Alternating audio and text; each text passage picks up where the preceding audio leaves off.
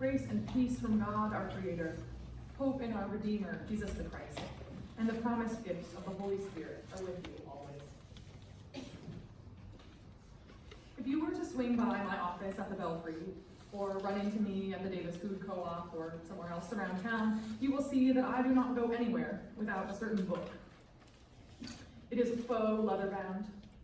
It is full of information that guides my daily life. It is full of history, both mine and others. It's full of scribbles and highlights, and I refer to it before I make any plans or do anything important. Alas, no, this is not the Bible. It is my weekly planner. Whether you keep your schedule in your phone, or in a similarly leather-bound book, or scrawl on a napkin and shoved in your pocket, you are probably aware of the benefits of an organized mind. Every once in a while, I get really busy with unexpected stuff and I don't even open the planner for a couple of days. Maybe this does not sound dire to you, but this is dire.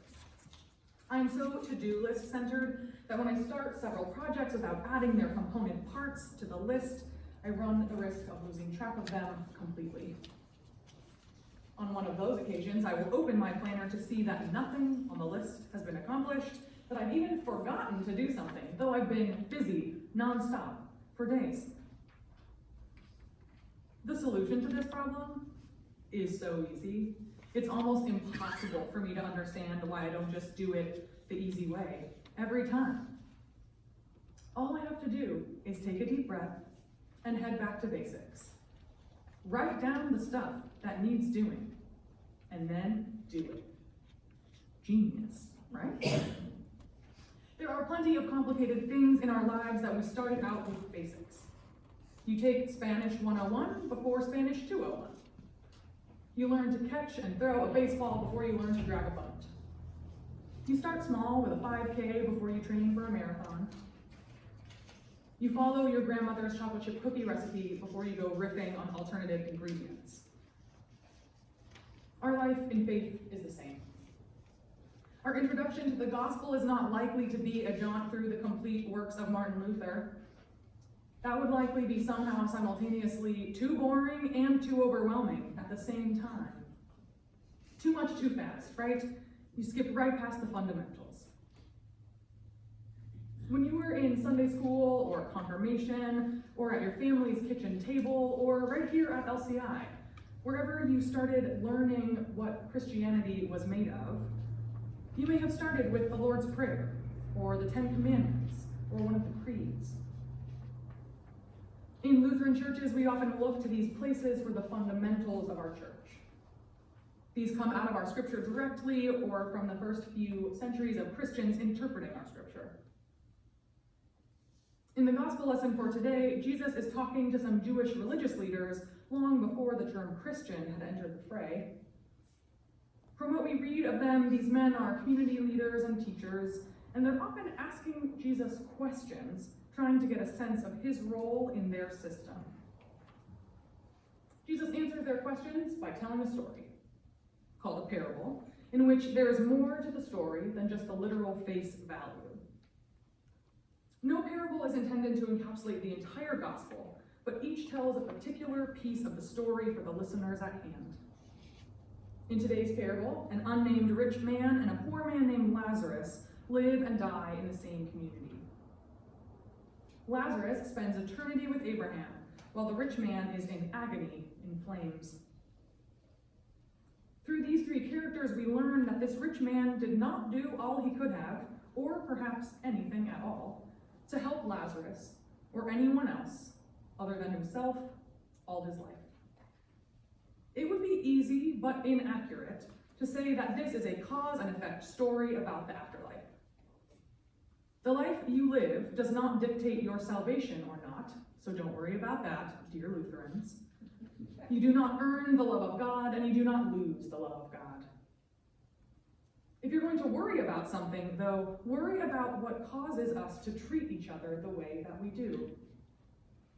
Worry about why this nation was built on the backs of enslaved people, and why we continue to live in a system dictated by oppression and exploitation. In this parable, Jesus is describing the effect of living by the chasms of our world, not prescribing God's response to our sin. Jesus is not warning us about eternal consequences, but present tense realities that we have the power to change.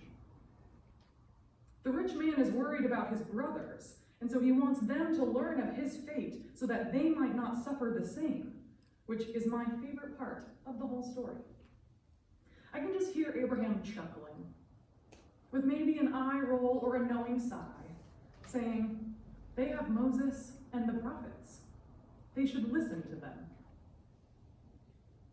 There is a brilliant scholar named Amy Jill Levine, who I rely on routinely to guide my preaching. She's a Jewish woman who teaches New Testament at Vanderbilt Seminary. She knows a lot about Jesus the rabbi. She wrote a book about parables, and there's a chapter in it about this one. I highlighted basically the whole chapter, but here's what I think is the key. The rich man knows Abraham's name and Abraham's role, as he knew the name and the circumstances of the man in anguish by his gates. Knowledge without action will count for nothing. He refused to recognize on earth that Lazarus too was a child of Abraham, and so should have been treated as a welcome member of the family. He had the resources, he had the opportunity, he had the commandments. He did nothing, and he still does nothing. She didn't write that. Okay. Through this story and the words attributed to Abraham, Jesus is reminding his listeners that they have all the tools they need to build a more just society: the Torah and the prophets. The problem, Dr. Levine says, is not the message. The problem is that people don't listen. If we are truly good people of faith, we will have learned these fundamentals. It is not that there are more prescriptions to follow, more rules to learn, more admonishments to hear, more commandments, or more laws. If we would just follow the ones we already have, we might get somewhere. Throughout his ministry, Jesus rarely said anything new. He reiterated, often verbatim, Moses and the prophets. Stick to the fundamentals. There are things we can and must do to better our world on a personal level and on a communal level. The rich man did neither. And so this parable is not simply an indictment of personal behavior, it is an indictment of institutional behavior. It asks us, the church, to look at the gates we have erected and consider who is on the other side, suffering. Have we listened to Moses and to the prophets? There was a system at work in the society in which the rich man and Lazarus lived and died, and there's a system at work in ours. So what do we do then? Stick to the fundamentals. Take stock of our society, our church, our schools, our workplaces, our city, and our nation, and notice the ways in which the systems that we have built, participated in, benefited from, or been oppressed by, can be changed through the love of God. Since we live in the United States in 2019, we are among some of the wealthiest people to have ever lived.